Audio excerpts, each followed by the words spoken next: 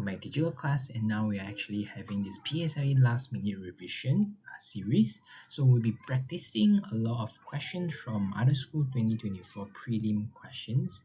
And now let's start with our set number A. So let's look at set number A. Set number A here says that STUV, basically this is a rectangle, is made of triangle ACD and a four-sided figure B. The ratio of area B to C is 3:1, and the ratio of area A, D to E is 2:3:1. Express the area of A as a fraction of the area of B. So now the first very important thing that probably you will see here is B to C is 3:1, A to D to E is 2:3:1. Now let's just quickly highlight this part. B, C is a part that is separated with ADE. Now, and from here you should understand the very important what we call it as the properties of triangle. So, if you notice, this is actually the base and this is actually the height, right?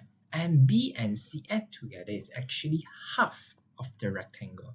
And this works the same way for A, D, and E. Which means what? Which means that B plus C actually having the same area as A plus D plus E. Which this is actually half of the rectangle. This is half of the rectangle. So they're having the same area. So with that, I know B to C is actually 3:1. I know A to D to E is actually 2:3:1. And I know their total will also be the same. But if I add together, that will be 4, that will be here 6. Right? It's not the same. But I know they're supposed to be the same. So I'm supposed to look for LCM. So 4 and 6, the LCM is actually 12. So I times 3, I times 3, I times 3, I times 2, I times 2, I times 2, and times 2. And with that, I know the latest ratio here is 9, 3, 12, 4, 6, 2, and here's 12. And now I'm asked to express area of A as a fraction of B. So basically, they're asking for me to do this. A divided by B is equal to 1.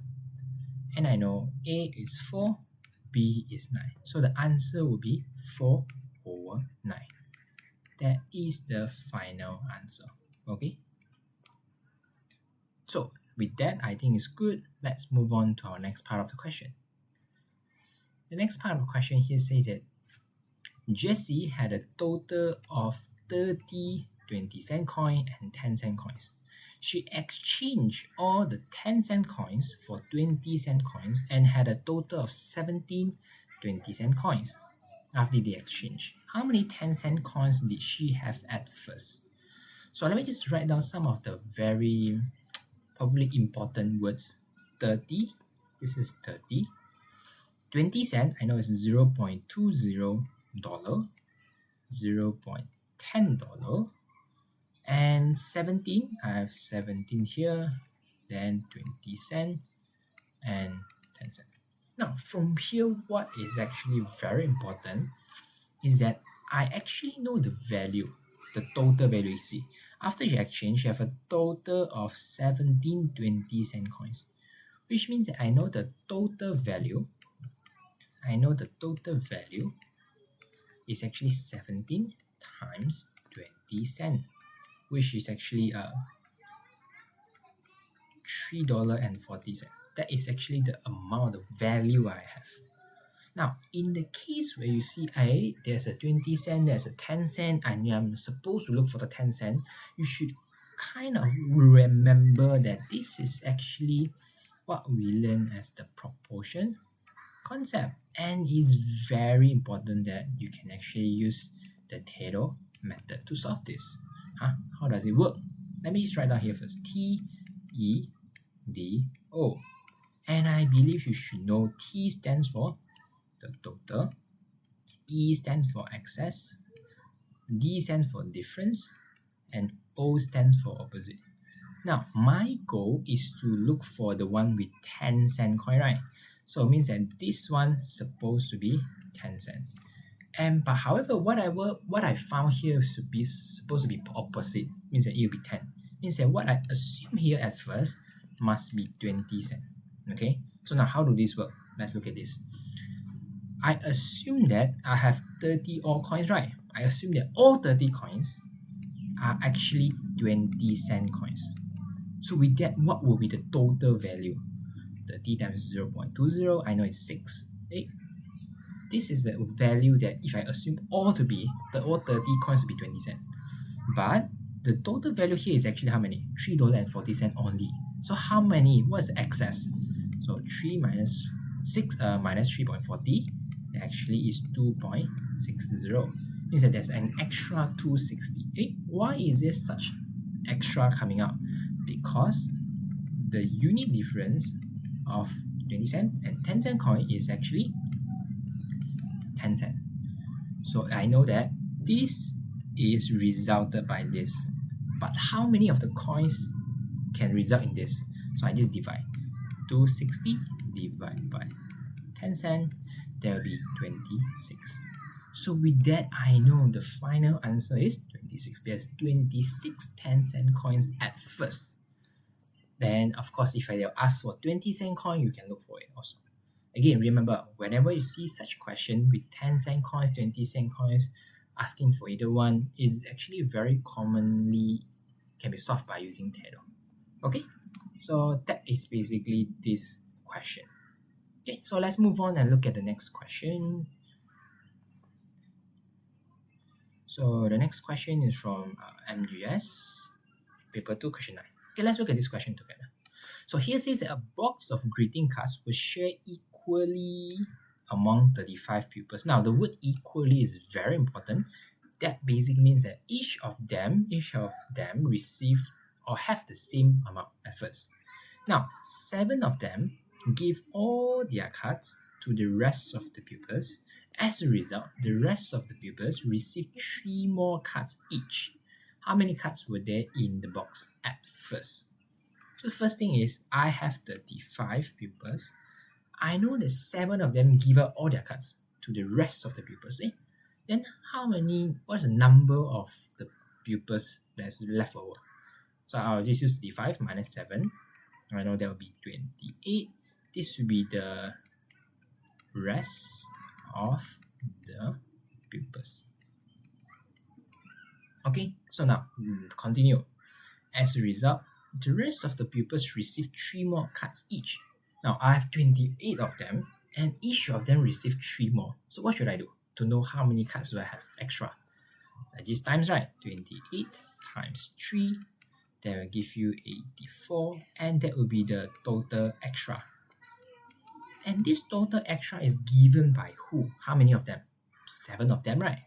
So 84, I divide by 7, then I have to find out how many each of them actually give out. And I found out it's 12. This is each of them give out, which also means that each of them have at first. And of course, the last step is very easy. What I'm supposed to do is just times how many people do I have at first? 35. So 12 times 35, I know there is 420 of them in total. 420 cards in total at first. Okay, so it's a very simple question, but it kind of confusing sometimes. Okay, so that's for this question. So let's move on to our next question, which is from ACS Junior. Okay, so this question here says that at a bookshop, eraser are only packs of 4. This is for eraser. Pencil are only sold in the packs of 5. So as you can see, eraser is 4 for 199, pencil is 5 for 299.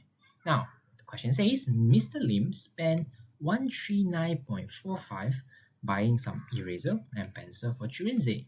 He put all the erasers and pencil into bags, and the ratio of the number of eraser to the number of pencil in each bag was 2 to 3. How many pencil did he buy?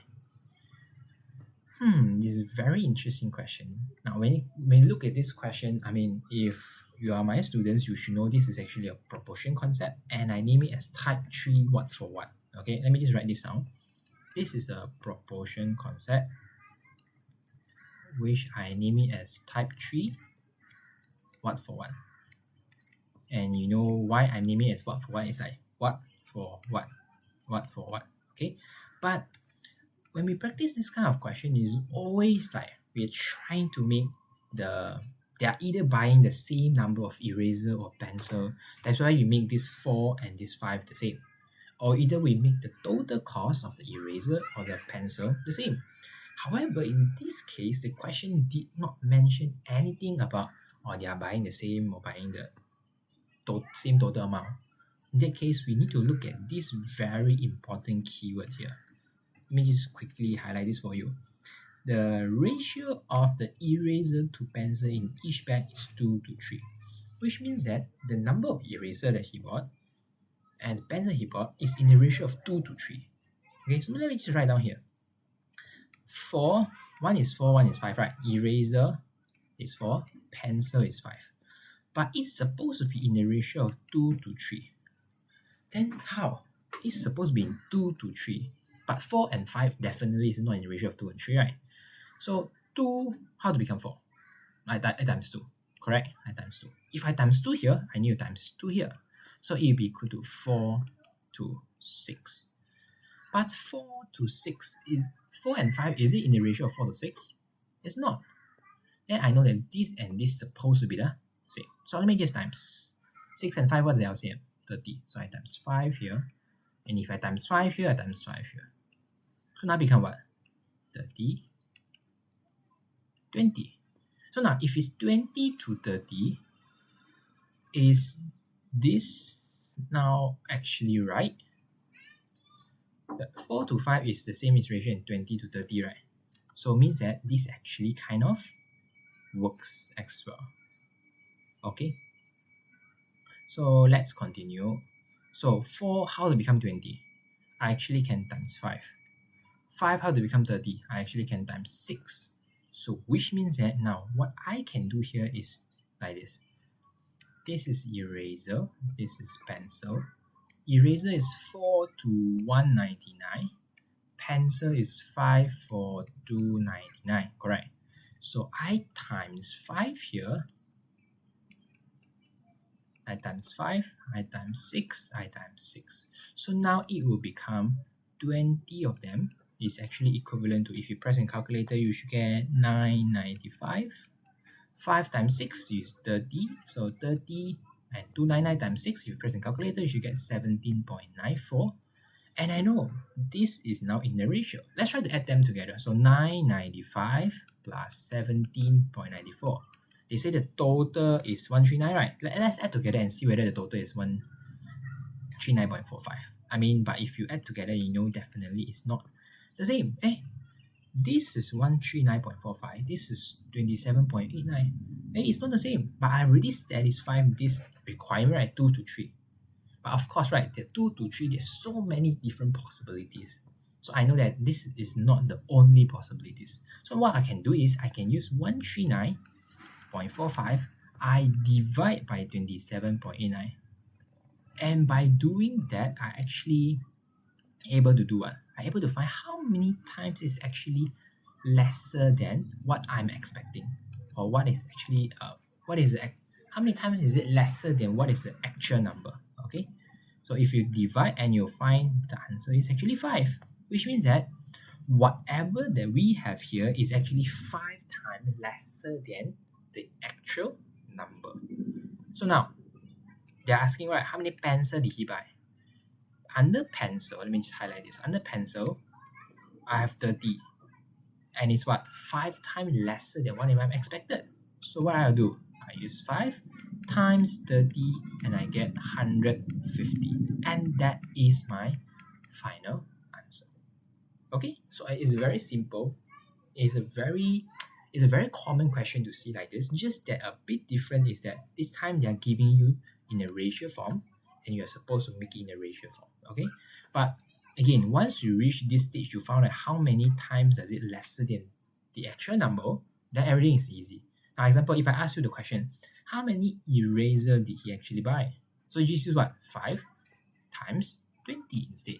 If I ask you, what is the total cost that he spent on eraser? 5 times 9.95. If I ask you what's the total cost he spent on pencil, 17.94 times 5. That's it. Okay. So that is basically about this question. So let's move on and look at the next question that we have. Okay, the next question we have is about a tank. So let's see how this works. It's actually from Nanyang paper 2, question 12. So this question here says that the length of a rectangular tank is 60 cm as shown below. A divider is put into a rectangular tank to create two sections. There's two sections, section A and section B. An equal amount of water is poured in section A and section B. Now, the keyword here, equal number. Now, every time you see equal, is very important already, okay? Now, the height of the water in section A is 10 cm, as you can see here. And the height of the water of section B is 15 cm, as you can see here. Now, question A asks, what is the length of section A? So, which is here, okay? Now, I know here is 60 cm, I know here is 10, here is 15. The volume of water is the same. Volume of water, same. But now, how do I find the length? Okay, so now, if I were to ask you, how do I find the volume of water in section A? What do you suggest? Probably you suggest, okay, the length in section A times the breadth here times the height here, correct? Now, if I ask you how to find the volume of water in section B, you say the length on B times the breadth. The breadth is the same, right? Okay, and times the height. Okay, correct. Again, with that in mind, let's try to write this out. Volume of water in A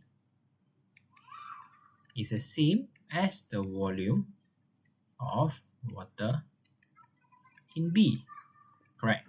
And again, if I want to calculate the volume of water, I'll use the height times the breadth times the length. The length, let me just put A instead.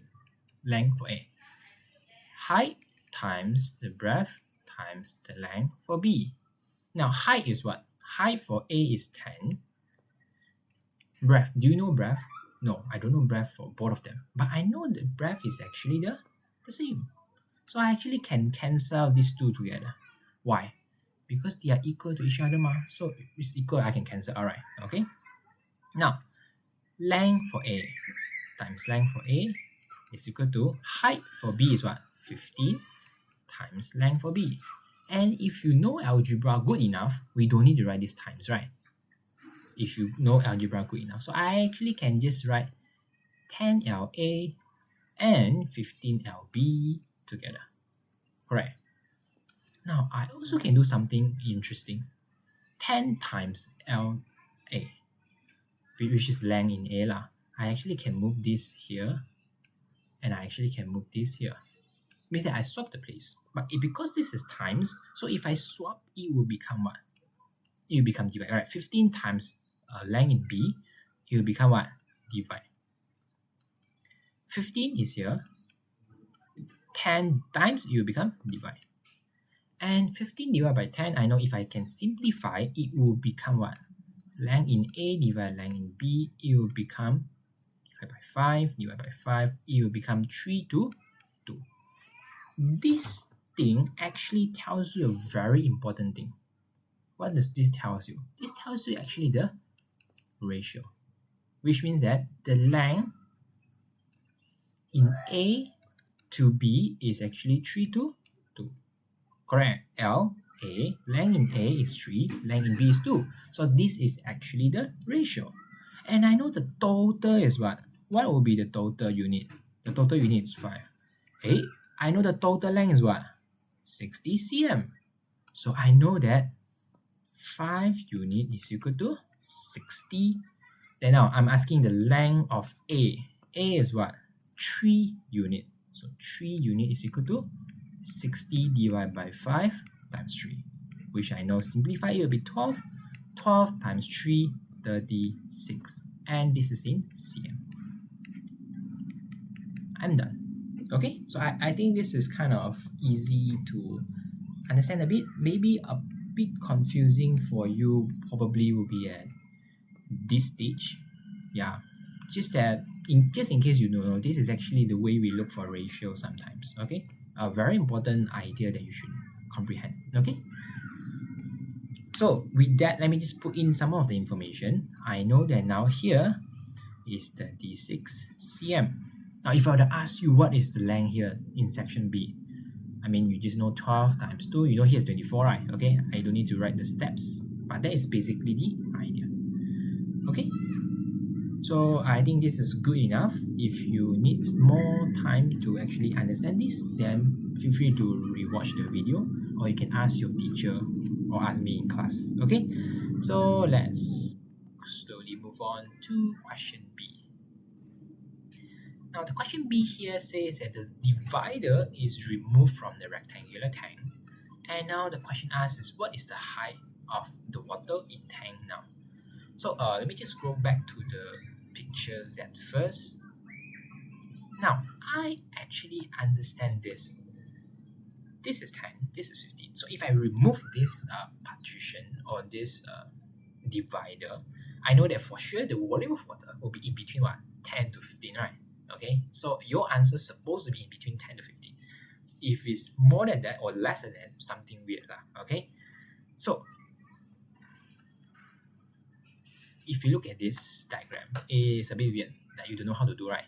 Because it don't have much information, so we must refer back to the idea here. Okay, but before that, let's look at here first. If I ask you how to find the volume of water inside, what's the idea?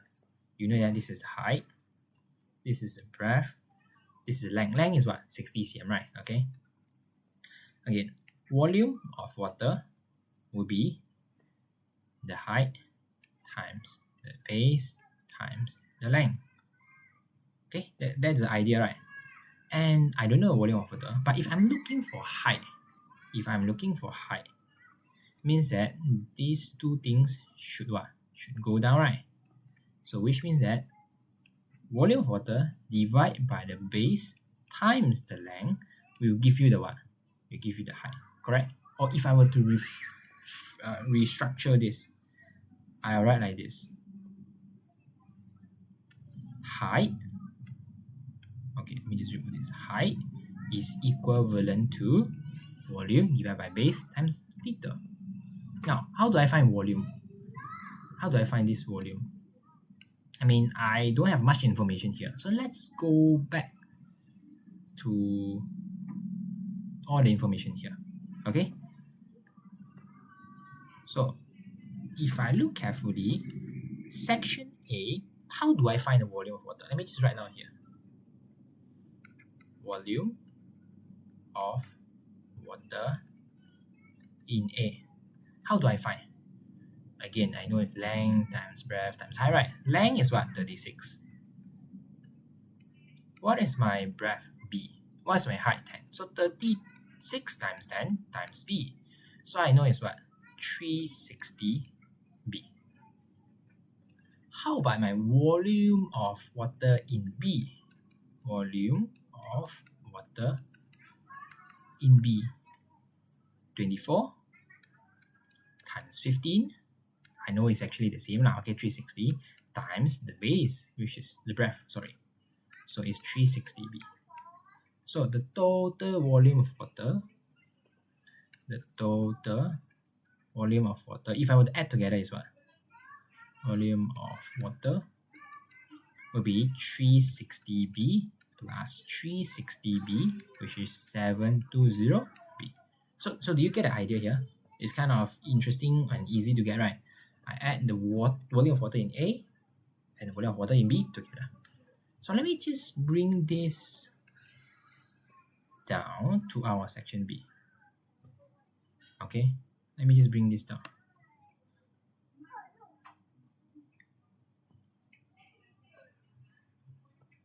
Okay. So now, with this idea here, then everything will be easier. I know the volume is what? The volume of water here. Now, I know it's 720 B. This is what I found, right? So, the height is 720 B. B is 720 times B, okay? Now, what is my length? My length is what? 60. So, my length here is 60. So, B times 60 is what? 60B, right? Okay, so it's 60B. 8. B divided by B is what? 2 divided by 2 is what?